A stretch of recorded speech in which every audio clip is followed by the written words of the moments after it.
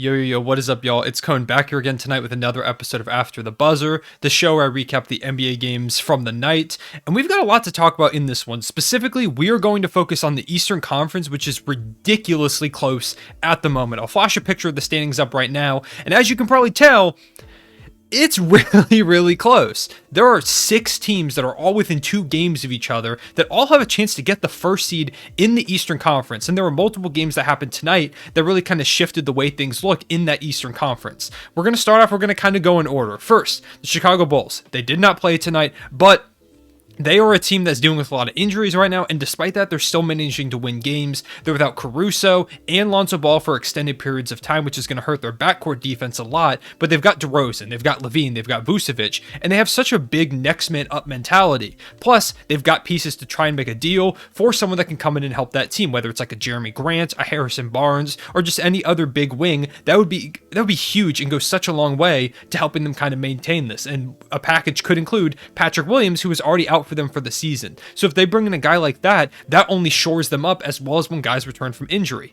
We look at the second place team, the Miami Heat. Well, they're tied right now with the Bulls for the first seed. They were ahead tonight, but the Miami Heat lose by 30 to the Boston Celtics off that game against the Raptors, where the Raptors ended up beating them. We'll talk about the Raptors in a little bit. But the Heat, they played a ton of minutes, and so Jimmy Butler did not play in this one. They did have Bam Adebayo, but missing Jimmy Butler, it was just too much for this team. Also, no Kyle Lowry. The Celtics are on a real big hot streak, and even them right now, who I didn't show in that initial standings picture as being one of like the top 6 teams that I'm focusing on, right now they're the 9 seed, and they're 5.5 games back, which is kind of ridiculous. This Celtics team has won 9 of 12 in a row, and they're on fire. They're one of those teams that me and many other people kind of thought were dead for a little while. Jason Tatum has really turned it around. Jaylen Brown is having a good stretch, and the team is kind of starting to click. If they make a couple big moves at the deadline, they could quickly see themselves rise up. Maybe not to that 1 seed like we're focusing on, but they could be a team that really tries to make a push for a top 5-6 seed in the Eastern Conference, especially because a lot of those upper teams are dealing with injuries. Now, the Miami Heat, they're going to be getting Jimmy Butler back pretty soon. I think he just missed this 1 game. He might miss a couple more, but they're going to have him back. They're going to get Kyle Lowry back, and when they get Victor Oladipo back too, they are super dangerous. They've played most of this season with their team injured. Jimmy Butler, Bam Adebayo, Kyle Lowry, Victor Oladipo, those 4 guys have all missed a lot of time. And so this Heat team, even when they're not fully healthy, is super dangerous. Eric Spoelstra is, in my opinion, the best coach in the league right now. And basically anyone they put out there on the court, as long as they've got 5 guys, they have a chance to win any game. A little bit less so tonight, but that was just kind of like I said, Celtics are clicking on all cylinders. Tatum had 20 and 12, 29 from Jaylen Brown, 16 from Marcus Smart, and what was a really big win for a Celtics team that, like I said, is making a really big run. We look at the 3 spot, half a game back from the Bulls and the Heat are the 76ers, a team that tonight, against the Memphis Grizzlies, who have been one of the hotter teams in the NBA, beat them without Joel Embiid, which is huge. Joel Embiid has been putting up monster numbers, and part of the reason why he's had to put up those huge numbers is because the Sixers team hasn't helped him out a lot. Now, it's a good team around him, but there isn't really a secondary star. Tobias Harris does it some nights. Tyrese Maxey has big nights here and there. Seth Curry has had some big nights, but there's no one that's consistently been that second guy alongside Joel Embiid. And tonight, they had a huge next man up mentality. You had Tobias Harris drop 31, 5 and 5. Andre Drummond had 16 and 23 rebounds to go along with 5 assists in Joel Embiid's absence. He was resting, by the way, in case you were wondering why he was out. Tyrese Maxey with 33, 3 and 8, including 2 huge buckets in overtime in the Sixers win by 3, including the dagger layup right at the end of the game as the buzzer sounded to secure this victory for them. Shout to Matisse Thybulle. I almost said Tyrese Maxey. Thybulle got the start, and he played great defense on John Morant all game. He put up 37, but it took over 30 shots for him to get there. And at the end of the game, he locked up. There was a board under the basket, and Thybulle back tapped it all the way out past half court to secure the win. Tyrese Maxey grabs the ball, lays it up and in to win by 3. Just a super big heads up play for one of the better wing defenders in the NBA, which is crazy to say for a guy as young as Matisse Thybulle. But every time I watch him play, I wish somehow he could end up on the Thunder so I could see him and Dort play together as a defensive duo. It's not going to happen, but you know, a guy can dream. So it's super fun to watch him play. And Tyrese Maxey, I can't say enough positive things about Tyrese Maxey and the way he has been. He has stepped up so big for this Sixers team without Ben Simmons, who is another guy. Once again, they could trade him and they could get even better. They're already a scary team, half a game out of the first seed with the way Joel Embiid is playing, and they still have Ben Simmons as a trade piece. But Tyrese Maxey, in Ben Simmons' absence, has been phenomenal. He has had such a big leap in responsibilities, and he has completely taken those, put them on his back, and said, okay, what do you need me to do, coach? And he's done everything Doc Rivers has asked of him, and even more. I can't say enough positive things about the way that Maxey has played. We look at the 4 seed, 1 game back from the Heat and the Bulls, are the Cleveland Cavaliers, one of the stories of the season. Tonight against the New Orleans Pelicans without Darius Garland, they got a big win, winning by 3 points, and it was a gross one. This was a really ugly game, 93-90. Jared Allen with 16 and 8, including a big dunk at the end. Jetty Osman grabbed 12 boards, 14 from Isaac Okoro. You had 21 from Brandon Goodwin off the bench, who is a guy who has really stepped up in that backup point guard role without Ricky Rubio, guy missing the rest of the season. Kevin Love is really making his name known in 6 Man of the Year conversations with 15, 11, and 3 tonight. He's a guy that has had a crazy career arc in Cleveland, going from one of the members of the Big Three to being a guy that signed this big extension to LeBron being gone, and the Cavs kind of being like, okay, we need to trade him, but they couldn't find a trade partner, and there was parts where he sat out and he was frustrated with his role, and now he's their 6th man, and he's one of the best 6 men in the NBA. He's really transformed his career multiple times, and I feel like Kevin Love doesn't get enough, ironically, love for the way that he has really stepped up and changed his game in so many different facets over the course of his career, going from this back to the basket, grabbing the boards, big man to a floor stretcher as part of the Big Three with LeBron and Kyrie to now a 6 man. Kevin Love has done a lot over the course of his career, and it's been super impressive to see the way that he has really stepped up continuously for the Cavaliers on this season. You've got the Milwaukee Bucks, another team that did not play, 1.5 games back from that 1 seed as well, and they're the Milwaukee Bucks. They're the reigning NBA champions at this point. They're a team that I think pretty much everyone agrees has a good chance to come out and try and take that 1 seed. They're still kind of getting healthy. They've had some guys be out every now and again. Brook Lopez has missed pretty much the entire season. I can't remember if he's even played so far this year, but he's missed time. You've had Giannis, Drew, Chris Middleton miss some time, and as they continue to get healthier, they continue to creep up in the standings, and they're the reigning NBA champions, so of course they've got a chance to come up and win it all. And then you look at the Brooklyn Nets, a lot of people's championship favorite coming into the season. Kevin Durant is going to miss some time. He's going to be out past the All-Star break.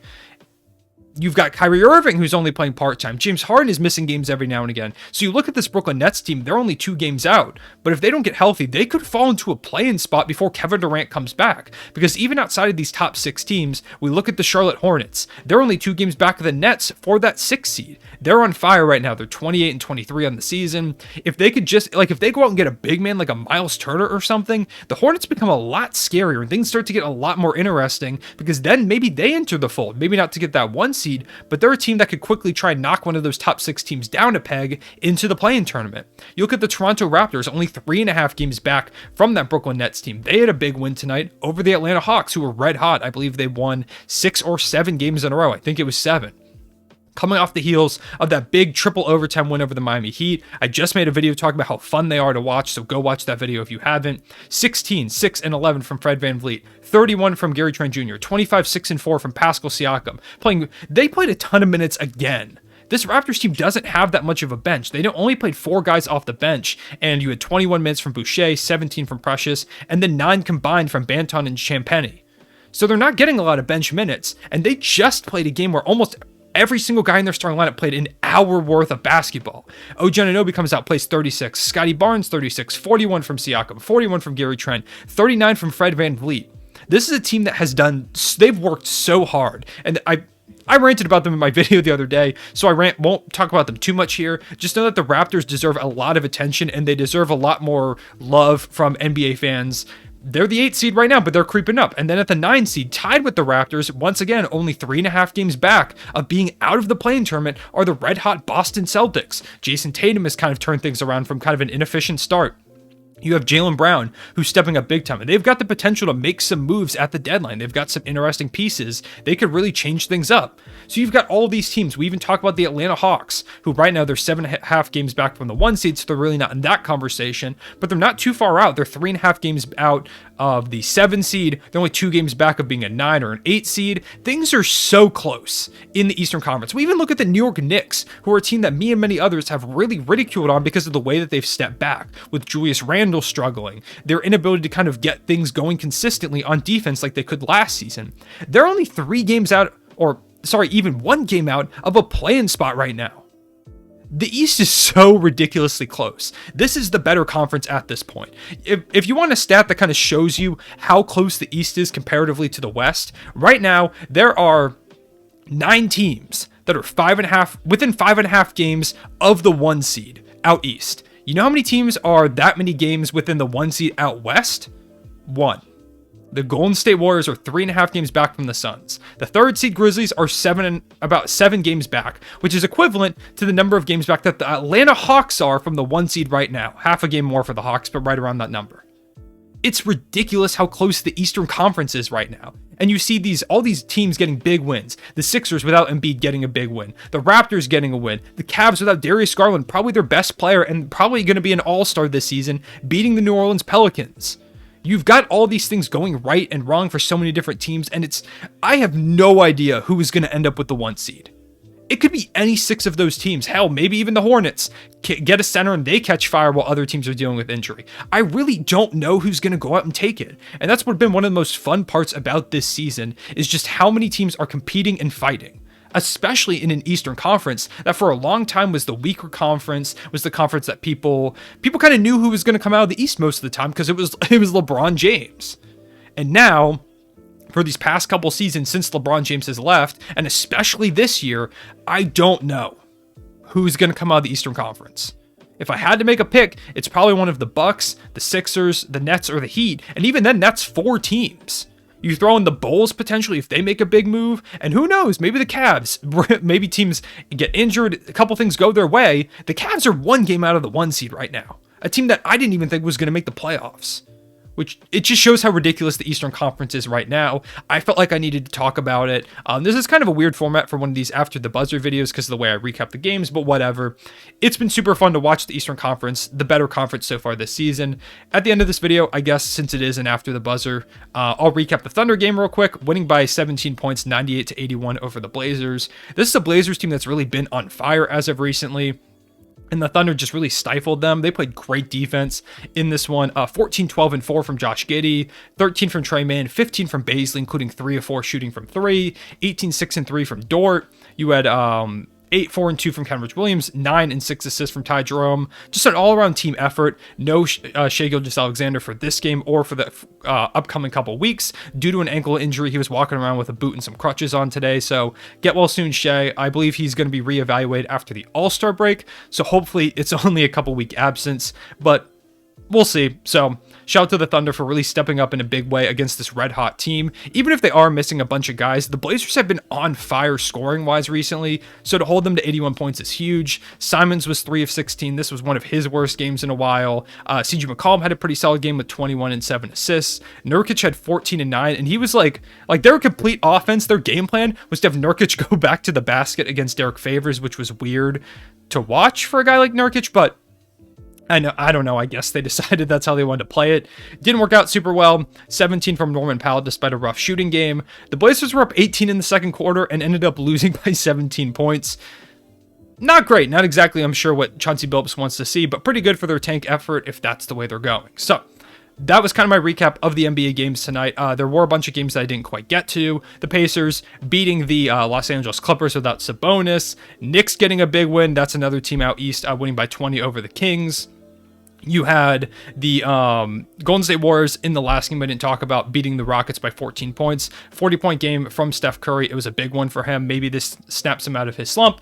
But those were all the games. I also I watched partially on that new clutch time thing that they do. If you don't know what it is, it's basically like NFL Red Zone where they flash between the key moments of different games because there's always a million NBA games going on.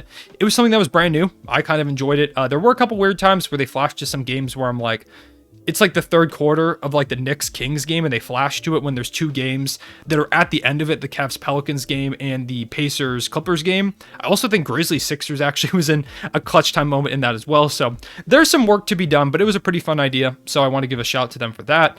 That all being said, I appreciate y'all watching. Let me know what your favorite game was in the comment section below, and let me know who you think is going to win the Eastern Conference, because I'm super curious. I appreciate y'all watching. I will see you all later. Real one, say it back.